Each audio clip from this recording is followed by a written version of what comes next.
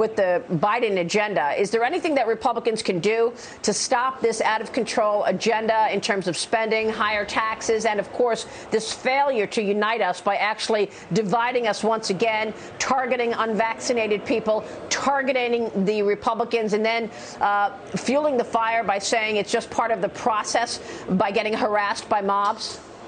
Yeah. Republicans can help. They can help by perpetuating the message and voting consistent with the message. Government expansion right now is not a solution. Government expansion is the problem. And that's what we've got to fight against. So, look, the Democrats want Republican votes to help them to suspend the debt ceiling, not just raise it, but suspend it, so as to create a sort of debt ceiling Mardi Gras where they can do anything they want with no consequence. They want Republican votes to do that, and yet they don't care about having Republican votes and how they actually spend it. This is crazy. It's especially crazy to do at a time when inflation is hitting Americans, especially poor and middle class Americans throughout this country, hard. They're finding it more difficult and more expensive to buy everything from gas to groceries, everything from housing to health care.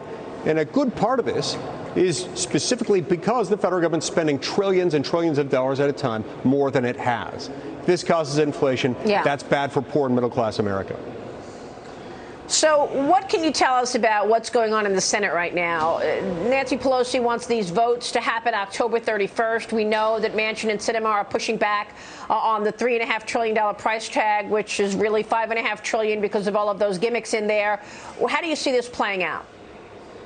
Well, I think Senators Manchin and Sinema should be commended for being independent-minded and for being willing to look at this based on what they think is best for the country and their constituents.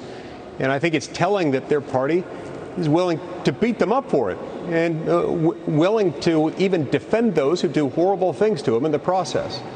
And look, the door's open. We'd love to have them join us on our side of the aisle. But regardless of whether that ever happens, I hope and expect that they will continue to maintain their defiant willingness to stand up for the American people and those who elected them. I, at the end of the day, think that Democrats will pass something, but I'm not sure what that looks like. It could be a lot better or a lot worse because of Senator Manchin and Senator Sinema's willingness to continue to push back. I hope they'll keep doing it.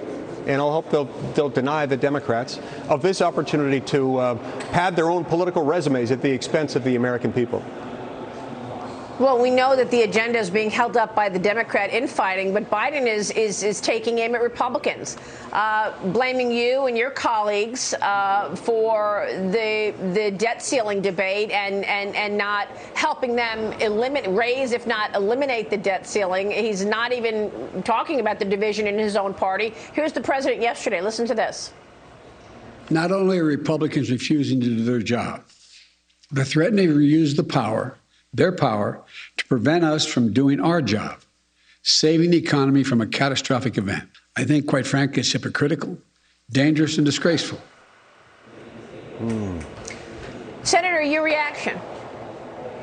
This is absolutely insane. I mean, I think I disagree with every word, every syllable he uttered, including but, and the. What he's saying is it's hypocritical of you to not help me do more things to hurt you and the people you represent. That's essentially what it boils down to. He's also looking at this from the standpoint of the federal government being this omnipotent, omniscient, all-loving being that cares for the American people and no one else can. Look, the federal government lacks the ability to create wealth. It has only the ability to redistribute wealth and doesn't usually do that very well. So it's much better when we keep the federal government focused on the few basic things that only it can do, like national defense and regulating interstate and foreign trade, rather than deciding that we're just going to print trillions of dollars at a time. Moreover, he's ignoring something with regard to the debt limit. Democrats do, in fact, have the ability to raise the debt ceiling without Republican votes. There's a simple procedure that he would have to follow to do it, and yet they haven't done that. One has to ask the question, why? They're not willing to do what they know they want to do. They'd rather blame Republicans, and yet they don't need Republicans. Why is that? Yeah. What's really going on here? Yeah.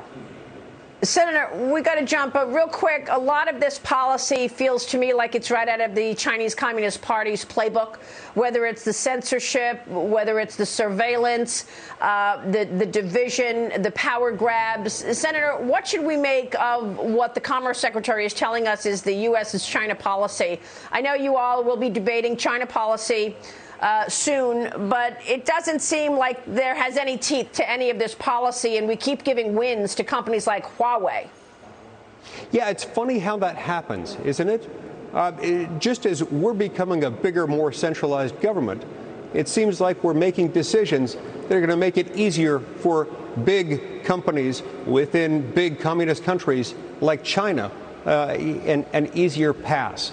I don't think that's the right approach. And I think we're headed down a dangerous path. We can still pull out of it. I hope and pray that President Biden will see fit to do that. Senator, thanks very much for being here this morning. We so appreciate it. Senator Mike Lee joining us this morning in D.C. We'll see you soon, sir. Thank you.